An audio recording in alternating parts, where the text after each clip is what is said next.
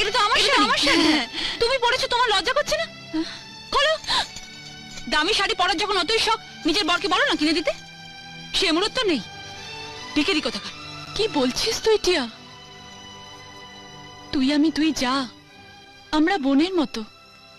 তোর শাড়ি আমি পরবো, আমার শাড়ি তুই পরবি, এটাই তো স্বাভাবিক। থাক দিদি, অনেক হয়েছে। আবার না বলে বসো তোমার বরকে আমি রাখবো, আমার বরকে তুমি রাখবে, সেটাও স্বাভাবিক। টিয়া, কি আবার চোখ রাঙানো? খোলো, খোলো বলছি আমার শাড়ি। খোলো, খোলো।